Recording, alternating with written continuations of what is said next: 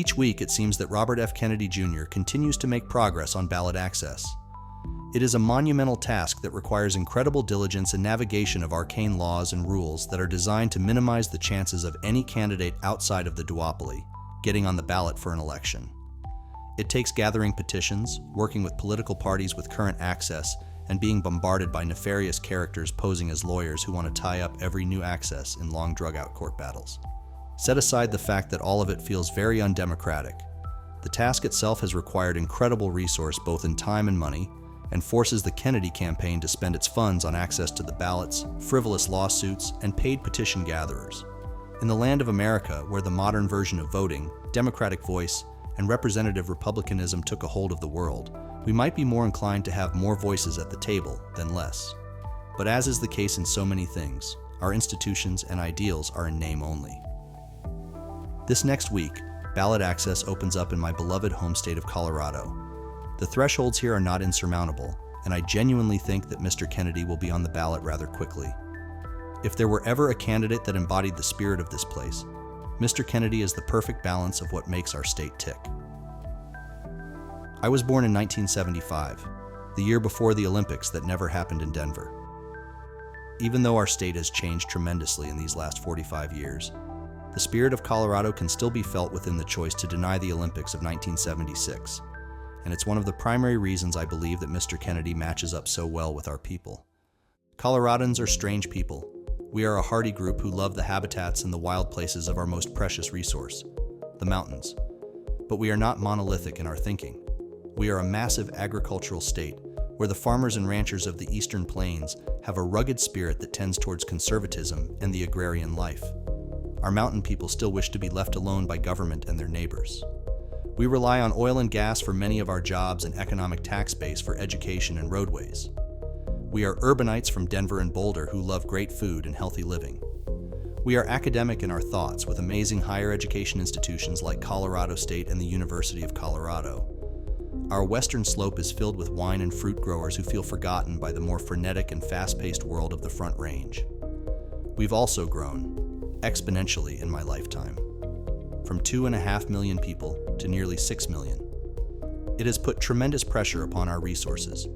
The rivers and the mountains now have people exploring and enjoying them daily. Our water is shared all over the West, and we have many different voices, all with equal claim to the resources, vying for its use. But despite the growth, we have uniquely remained a similar people. We elected Pat Schroeder and Gary Hart in the 70s to represent us. Ben Nighthorse Campbell was a Democrat who switched to a Republican later in his career. We tend towards political schizophrenia. We still vote for less taxation, but legalize marijuana. We have Diana DeGette, a very liberal urbanite from Denver, and Lauren Boebert, formerly from Rifle, as representatives in Congress. We have been under both Democratic and Republican governorship. Even our current governor has been described as a libertarian by some, although his response in COVID might leave much to be desired in that naming. So our denial of the Olympics back then are the same reasons that I believe that Mr. Kennedy has a great chance to be the voice for Colorado. Perhaps it is anecdotal, but my enthusiasm for him comes not because he somehow politically calculated his positions to be in line with the spirit of Colorado, but because his positions are the same ones I feel akin to as a Coloradoan. The Olympics of '76 were declined by ballot referendum by the people. Representative Dick Lamb led the charge and gave exemplary rationale as to why having the Olympics was not a good choice for our state. The economic burden that has been well documented in other Olympic cities was something that he felt was irresponsible. He didn't think that the sales tax payoff was going to be what everyone promised it would be. Lamb understood that there was no economically responsible way to build the infrastructure required for that event. He turned out to be very right in his assessment. Lamb also described the detriments environmentally that would come from an influx of people, concentrated over a 2-week period. He may selfishly have known how incredible this place was, and didn't want a massive explosion of growth during that period of our state's history. His efforts may have delayed what now feels inevitable, but it was a sentiment that so many of us feel about this glorious spot in the Rockies. It seems in hindsight that denying the Olympics in 1976 was the right choice. We still grew at a breakneck pace, but we had been fiscally responsible with our monies. While the last few elections have seen our state trend towards dark blue, I still believe that the heart of our state is a unique balance of good-hearted people who don't want wild government intervention, but have to reconcile the use of resources across a wide spectrum of users. The water we use in our state is limited. After all, Hawaii and ourselves are the only states that do not have water that flows into our borders. Every drop of water we use comes from our aquifer or the snow on our peaks.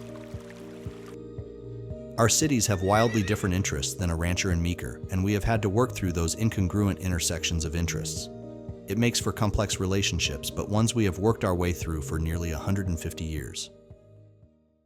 2024 has brought us an election of epic uniqueness. Two nearly 80-year-old men at the top of their parties but near the bottom of their political games are running in what could promise to be the most vitriolic and divisive election at least since 2020, which is exactly the point. No one wants this particular song stuck on repeat, but it is what we have become. We have leaned into the worst instincts and let fear and self-interest become the driving force behind everything. Yet in this wilderness of horribleness, there's a voice that compels the Coloradoan inside of me towards a better conversation. I think so many of us in this state feel the same way. Robert Kennedy is a compelling figure who understands the complexities of this 21st century vortex we have created. He speaks with rational commentary and has precision-driven ideas as to how to get those deeply competitive interests to the same table to find a solution. He has his own convictions about nearly any issue, but also will talk to anyone to find out the diversity of ideas that sparkle upon the American landscape. I genuinely believe that Colorado is the best representation of the greater turmoils upon the fruited plain. We live daily in a world that requires compromise, but also are more than aware of the nature and wilderness around us that indicates our smallness. Allegorically, the Olympics of 1976 seems to be a similar choice to the election of 2024. As a country, we have the opportunity to elect a sane choice, one that will be better for our nation in the long run. It is a choice that doesn't sacrifice fiscal responsibility for fantasy empires and empty political promises, or destroy the habitat of our national discourse. The Olympics is supposedly this incredible thing for a community. It promises exposure, wealth, and opportunity. It is sold to city after city around the globe as the most incredible offer. The establishment leadership of every place insists that hosting the Olympics will be the best thing possible. Yet host after host is left feeling fooled and staring down the face of the real consequences left behind both in debt and impact. Rejecting the Olympics in 1976 was unheard of at the time. It seemed counterintuitive and for many seemed like it was throwing away an incredible opportunity. But in the long run, Colorado was right in her assessment and rejection of what everyone in the know said was best for her. Colorado is the kind of place that once led others to decipher the boondoggle of empty promises surrounding the Olympics. I hope that they can lead the way again with the selection of the best candidate of my lifetime.